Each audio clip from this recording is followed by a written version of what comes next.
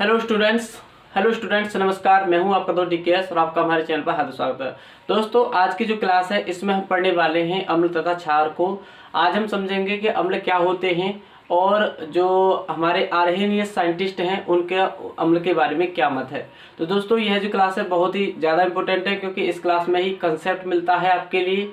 यदि कोई भी कॉम्पिटिटिव एग्जाम या फिर कोई भी बोर्ड एग्जाम होता है, वहां पर जो प्रश्न बनते हैं दोस्तों वह थ्योरी से प्रश्न पूछे जाते हैं, क्योंकि कंसेप्ट किसी कंसेप्ट के बेस होता है, उसी के आधार पर ही प्रश्न पूछे जाते हैं या किसी कंसेप्ट को बेस मानकर ही कोई प्रश्न बनता है नया। तो हम देखेंगे दोस्तों बहुत अच्छे तरीके से एक नए विजन के साथ इस क्लास को पढ़ेंगे और अम्ल तथा क्षार को हम डिस्कस करने वाले हैं कि किस प्रकार से हम इनको और बहुत अच्छे तरीके से इनको हम समझेंगे।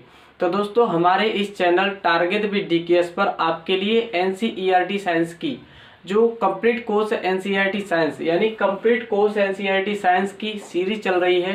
और हमारे इस चैनल टारगेट विद DKS पर आपके लिए सभी जो चैप्टर हैं पूरी साइंस को चैप्टर वाइज पढ़ाया जा रहा है। और यदि आप किसी भी चैप्टर को पढ़ना चाहते हैं तो हमारे इस चैनल के कमेंट बॉक्स में जाकर के आप कमेंट कर सकते हैं और हमारे चैनल से जुड़े रहिए, अपनी तैयारी को बेहतर बनाइए। दोस्तों यदि आपने दोस्तों इन जो साइंस में जो प्रीवियस वीडियोज हैं उनको नहीं देखा है तो आप उन्हें भी वीडियो देखिए, क्योंकि वह भी क्लास हैं बहुत ज़्यादा इम्पोर्टेंट है और बहुत ही आपके लिए हेल्पफुल होंगी। तो चलिए दोस्तों क्लास को शुरू करते हैं। एक अच्छे विजन के साथ समझेंगे कि कैसे कैसे परीक्षाओं में प्रश्न आते हैं, चाहे वह बोर्ड एग्जाम हो या फिर कॉम्पिटिटिव एग्जाम ही क्यों ना हो। क्योंकि बहुत सारे स्टूडेंट्स जो हैं अपनी जो बोर्ड एग्जाम की तैयारी करते हैं उसी के साथ किसी भी कॉम्पिटिटिव एग्जाम में भाग लेते हैं, हिस्सा लेते हैं, तो वह किस प्रकार से अपना अच्छा स्कोर कर सकते हैं या फिर बोर्ड एग्जाम में ही अधिक से अधिक अंक आप प्राप्त कर सकते हैं। तो चलिए दोस्तों बहुत अच्छे तरीके से समझते हैं। तो सबसे पहले हम समझेंगे कि अम्ल जो है किस भाषा का शब्द है। यहाँ पर दोस्तों हमने आपके लिए पहले से ही रिटर्न कर लिया है, क्योंकि जो दोस्तों अभी हमारी जो क्लास है वह लाइव क्लास नहीं है। थोड़ा सा आप भी सपोर्ट कीजिए ताकि जो क्लास है लाइव हो पाए और चैनल से जुड़े रहिए। यदि जैसे ही आपके लिए लाइव क्लास होंगी तो कोशिश हमारी यह रहेगी कि आपके लिए थोड़ी बोर्ड डिजिटल बोर्ड भी आ सकता है, थोड़ा सा आपका सपोर्ट की ज़रूरत है दोस्तों। तो आप दोस्तों हमारे चैनल पर हमने पहले इसलिए लिख लिया है दोस्तों, हमने इस बोर्ड पर पहले ही इसलिए लिख लिया है ताकि वीडियो जो है लंबा ना हो, वीडियो का जो है लेंथ ना बढ़े। तो चलिए दोस्तों अब हम क्लास को शुरू करते हैं और सबसे पहले समझते हैं कि अम्ल क्या होते हैं। तो इससे पहले समझेंगे दोस्तों कि अम्ल को कहते हैं एसिड। आज की जो क्लास में हम पढ़ेंगे अम्ल तथा क्षार दोनों को ही पढ़ेंगे। आपको बहुत अच्छे तरीके से समझाऊंगा। आप इस क्लास को पढ़ने के बाद आप खुद देखना कि किस तरीके से आपको हमेशा के लिए लगभग ये चीज़ें याद होती हैं और एक नया कंसेप्ट आपके लिए तैयार होता है। तो हम समझते हैं दोस्तों, सबसे पहले अम्ल के बारे में समझते हैं। तो अम्ल क्या होते हैं जिनको हम एसिड बोलते हैं। तो अम्ल शब्द की जो उत्पत्ति हुई है, अम्ल शब्द है लैटिन भाषा का शब्द है। अम्ल किस भाषा का शब्द है? लैटिन भाषा का शब्द है। जो शब्द वह शब्द कौन सा है? एसिडस, यानी एसिड्स शब्द बोलते हैं, हिंदी में लिखे तो बोलते हैं एसिडस। क्या बोलते हैं? एसिडस। इसी शब्द से अम्ल यानी एसिड जो बना है ना, एसिडस यानी एसिड से बना है एसिडस। यह किस भाषा का शब्द है? लैटिन भाषा का शब्द है। किस भाषा का शब्द है? लैटिन भाषा का शब्द है। जहां पर मीनिंग आप देख सकते हैं एसिडस, यानी एसिड्स भी बोल सकते हैं या एसिडस बोलते हैं, हिंदी में लिखें तो एसिडस लिख लेते हैं। तो वहीं से इस शब्द को एसिड्स बना है, यानी कि अम्ल बना है। तो यह लैटिन भाषा का शब्द है, वहीं से हम इसको अम्ल प्रयोग करते हैं। तो अब हम बात समझते हैं कि अम्ल होते क्या है। तो दोस्तों अम्ल आप भी जानते होंगे, यदि आपने थोड़ा सा सुना होगा कि अम्ल जो होते हैं स्वाद में खट्टे होते हैं। कैसे होते हैं? स्वाद में खट्टे होते हैं। जैसे नींबू है, नींबू खट्टा होता है, तो बहुत सारी चीज़ें खट्टी होती है तो उनमें अम्ल ही पाए जाते हैं। दोस्तों आज की इस क्लास में यह भी हम देखेंगे कि नींबू में, गेहूं में, चाय में, इनमें किस प्रकार के अम्ल प्राप्त होते हैं। ऐसी बहुत सारी जानकारियां हम इसी क्लास में पढ़ने वाले हैं। आप क्लास को पूरा वॉच कीजिए ताकि आपकी तैयारी है बहुत अच्छी हो सके।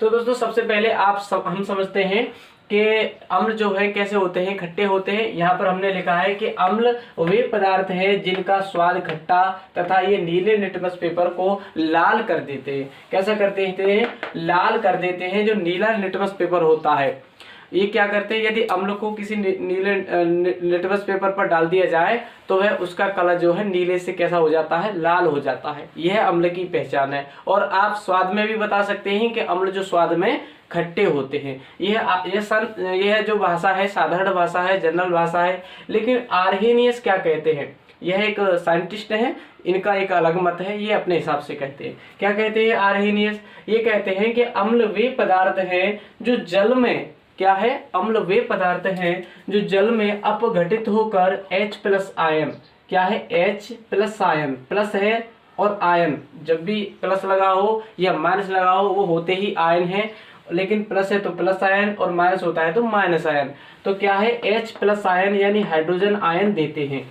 इसका क्या मतलब है दोस्तों, ये क्या होते हैं अम्ल, जैसे ही अम्ल को किसी जल में डाला जाता है तो अम्ल जो है अपघटित होकर, क्या लिखा है दोस्तों यहाँ पर, अपघटित होकर H+ आयन देते हैं, यानी कि यह जल में जाकर के टूटने लगते हैं, इनका विखंडन होता है, ये अपघटित हो जाते हैं। अपघटन का मतलब होता है टूटना, तो अपघटित हो जाते हैं, ये टूट जाते हैं। जहां पर जो यानी जो अम्ल होंगे वहां वह क्या छोड़ेंगे, क्या मुक्त करेंगे, H+ आयन, यानी क्या देते हैं, ये H+ आयन देते हैं। क्या देते हैं, इसको धन आयन भी बोल सकते हैं क्योंकि प्लस को धन बोल देते हैं। H+ आयन ये क्या करते हैं, मुक्त करते हैं। ये आर्हेनियस के अनुसार है।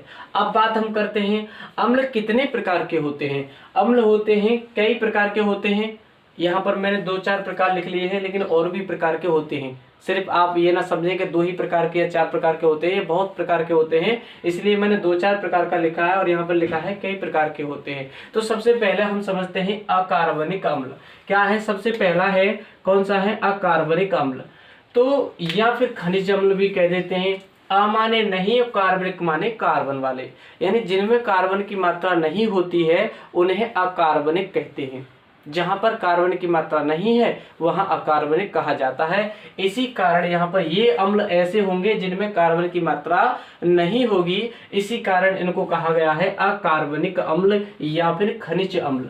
खनिज अम्ल क्यों कहा गया है, क्योंकि ये जो अम्ल है दोस्तों खनिजों से भी प्राप्त किए जाते हैं, इसलिए इन अम्लों को खनिज अम्ल भी कहते हैं जिनमें कार्बन की मात्रा नहीं होती। क्या है, कार्बनिक अम्ल क्या है, अब हम समझते हैं दोस्तों इनऑर्गेनिक। इनऑर्गेनिक आप भी जानते होंगे कि अकार्बनिक को क्या कहते हैं, इनऑर्गेनिक, और एसिड माने अम्ल। तो इसके एग्जाम्पल समझते हैं। क्या है, HCl, क्या है, HCl अकार्बनिक अम्ल है। HNO3 अकार्बनिक अम्ल है। H2SO4, तो HCl क्या होता है, हाइड्रोजन क्लोराइड। क्या होता है, हाइड्रोजन क्लोराइड। सबसे पहला क्या है, HCl हाइड्रोजन क्लोराइड है। यह कैसा अम्ल है, अकार्बनिक अम्ल है, इसमें कार्बन की मात्रा नहीं है। आप देख रहे होंगे ये Cl है, Cl क्या है, ये कार्बन नहीं है, यहाँ पर C जो है यह है Cl यानी कि क्लोरीन। तो H हाइड्रोजन है, Cl क्लोरीन है, यहाँ पर कोई भी हाइड्रोजन कार्बन की मात्रा नहीं है, इसलिए हाइड्रोजन क्लोराइड जो है वह कैसा है, अकार्बनिक अम्ल है। यहाँ पर बात करते हैं HNO3। क्या है, HNO3 का मतलब होता है नाइट्रिक अम्ल। क्या होता है, नाइट्रिक अम्ल। यहाँ भी देख पा रहे हैं हाइड्रोजन है, नाइट्रोजन है, ऑक्सीजन है, यहाँ पर कार्बन परमाणु कोई नहीं है। यहाँ पर है H2SO4। क्या है, H2SO4, यहाँ पर भी कोई भी कार्बन की मात्रा नहीं है, इसको बोलते हैं सल्फ्यूरिक अम्ल। आगे बात करते हैं अम्ल कौन से, दूसरे होते हैं कार्बनिक अम्ल। वे अम्ल जिनमें कार्बन की मात्रा पाई जाती है, जिनमें यदि आपको कोई भी कार्बन की परमाणु दिखाई दे जाए तो आप कह सकते हैं यह कैसा अम्ल है, कार्बनिक अम्ल है। तो इसके उदाहरण समझते हैं। एग्जाम्पल है इसका, वह होता है दुर्बल अम्ल। क्या है, दुर्बल अम्ल।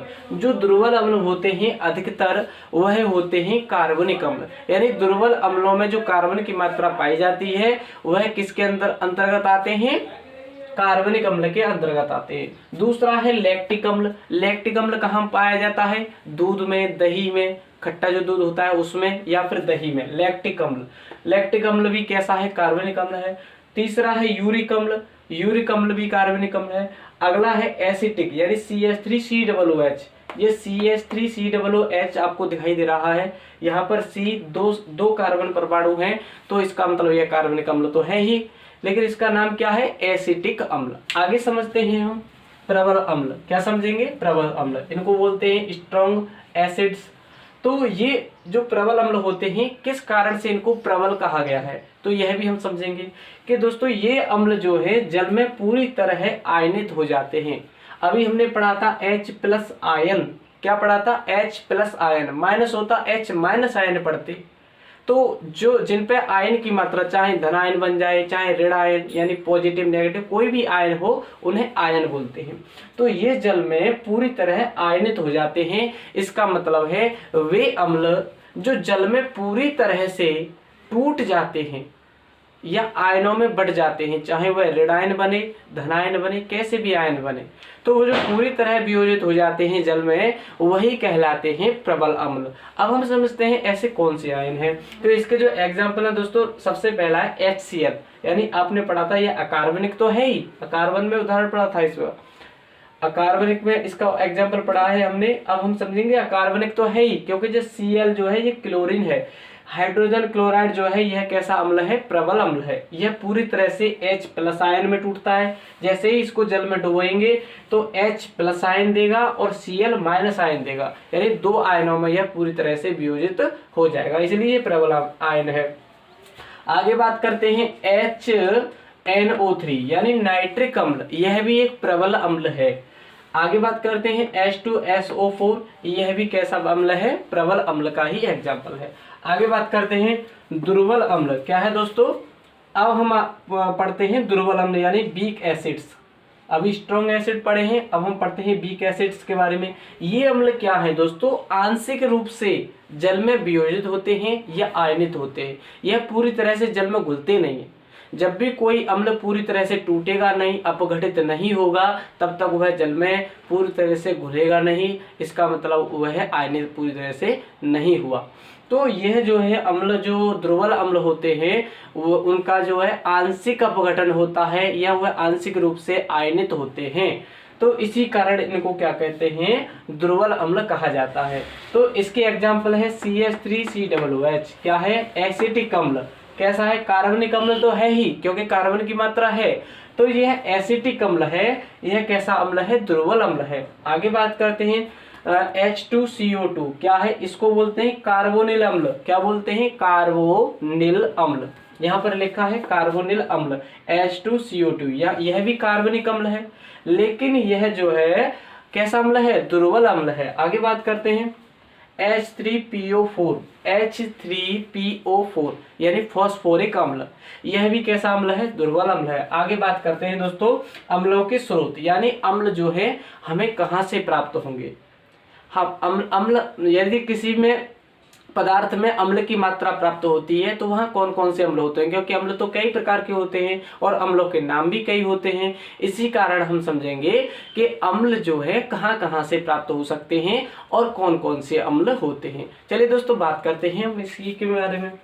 तो सबसे पहला है चाय में, देखेंगे कि हम चाय में कौन सा अम्ल होता है। तो दोस्तों चाय में जो अम्ल होता है वह होता है मैलिक अम्ल। आप इसको याद रखेंगे, बहुत ज़्यादा परीक्षाओं में, चाहे वह कॉम्पिटिटिव एग्जाम हो या कैसे भी एग्जाम हो, बहुत बार पूछा गया है। आप प्रीवियस ईयर जो यदि आप पर क्वेश्चन पेपर हो तो उसमें भी देख सकते हैं, यदि कोई भी मिल जाए प्रैक्टिस सेट में देख सकते हैं कि उनमें यह जो है आपको मिल सकता है कि चाय में कौन सा अम्ल होता है? मैलिक अम्ल होता है। आगे बात करते हैं दूध है, दही है, दही दूध यानी खट्टा दूध, उसमें कौन सा होता है? लैक्टिक अम्ल। अभी हमने पढ़ा था लैक्टिक अम्ल, कहाँ पढ़ा था? कार्बनिक अम्ल में। यह भी कैसा है? लैक्टिक अम्ल किस में मिलता है? दूध दही में, यानी खट्टा दूध में। तो यह खट्टे दूध में मिलता है और दही में मिलता है। आगे बात करते हैं कि लाल चींटी, यानी लाल चींटी में कौन सा अम्ल होता है? लाल चींटी का जो डंक होता है, काटती है तो हमें खुजली होने लगती है, तो वह चींटी क्या होती है? उसके चींटी में एक अम्ल पाया जाता है जिसको बोलते हैं फॉर्मिक अम्ल, जिसका सूत्र होता है HCOOH। यह कार्बनिक अम्ल है क्योंकि कार्बन की मात्रा है इसमें, जिसका नाम क्या है? फॉर्मिक अम्ल। क्या कहते हैं जिसे? फॉर्मिक अम्ल कहते हैं। वह चींटी के डंक में पाया जाता है। एक वृक्ष होता है जिसका नाम है नेटल। क्या नाम है? नेटल। नेटल वृक्ष के जो कांटे से होते हैं उनमें भी यही अम्ल पाया जाता है। कौन सा अम्ल? फॉर्मिक अम्ल। इसको भी आप याद रखेंगे। आगे बात करते हैं टमाटर पालक में कौन सा अम्ल होता है। तो आपको बताएं कि जो टमाटर और पालक होते हैं इनमें ऑक्जेलिक अम्ल होता है। कौन सा होता है? ऑक्जेलिक अम्ल पाया जाता है। कौन सा अम्ल होता है? ऑक्जेलिक। यहाँ पर आपको लिखा हुआ दिख रहा होगा। आगे देखते हैं गेहूं। गेहूं में कौन सा होता है? ग्लूटोनिक अम्ल। कौन सा होता है? ग्लूटोनिक अम्ल जो होता है गेहूं में प्राप्त होता है। आगे बात करेंगे इमली। इमली अंगूर है, कच्चा आम है, यह खट्टे ही होते हैं, लेकिन इनमें कौन सा होता है? टार्टरिक अम्ल होता है। कौन सा होता है? टार्टरिक अम्ल होता है। तो दोस्तों हम पढ़ चुके हैं कि अम्ल जो है कितने प्रकार के होते हैं। आर्हेनियस के अनुसार अम्ल की परिभाषा क्या है? चाय में अम्ल कौन सा होता है? गेहूं में अम्ल कौन सा होता है? इमली है, आम है, दूध है, दही है, इनमें अम्ल कौन कौन से होते हैं। तो इस प्रकार से हम दोस्तों समझ चुके हैं। यदि आपको दोस्तों फिर भी कोई भी पॉइंट समझ में नहीं आया हो तो आप हमारे चैनल के जो कमेंट बॉक्स है उसमें जाकर के कमेंट कीजिए। हमारी पूरी कोशिश रहती है कि आपके लिए अच्छा से अच्छा समझ में आए और कोई भी डाउट ना रहे। तो दोस्तों हमारे इस चैनल से जुड़े रहिए। हमारे इस चैनल पर आपके लिए कंप्लीट कोर्स एनसीईआरटी साइंस, यहाँ पर लिखा है आप देख सकते हैं, कंप्लीट कोर्स एनसीईआरटी साइंस को चैप्टर वाइज पढ़ाया जा रहा है। और आपके लिए हिंदी ग्रामर से यानी हिंदी जो व्याकरण है उसकी भी क्लास है आपके लिए बहुत अच्छी ट्रिक के साथ, जैसे संधि की क्लास है, अलंकार की क्लास है और भी क्लास है। तो आपके लिए बहुत अच्छे कंसेप्ट के साथ, अच्छी ट्रिक के साथ पढ़ाई जा रही हैं। आप हमारे चैनल से जुड़े रहिए और अपनी तैयारी को भी बेहतर बनाइए। दोस्तों आप हमें थोड़ा सा सपोर्ट कीजिए ताकि जो हमारा चैनल है थोड़ा सा आपके जो बहुत सारे स्टूडेंट के लिए हेल्प कर पाए और हम अच्छे से अच्छे कंसेप्ट आपके लिए अच्छे से अच्छे तरीके से पढ़ाते रहें। और क्लास जो है कंटिन्यू आप कीजिए। और यदि आप किसी भी चैप्टर को आगे पढ़ना चाहते हैं तो आप हमारे लिए कमेंट कर सकते हैं। तो चलिए दोस्तों इस चैप्टर की जो क्लास है आपको आगे मिलती रहेंगी और भी क्लास हैं आपके लिए कंटिन्यू मिलेंगी। और आप हमारे चैनल से जुड़ करके अपनी तैयारी को बेहतर बनाते रहिए। थैंक यू दोस्तों, नमस्कार।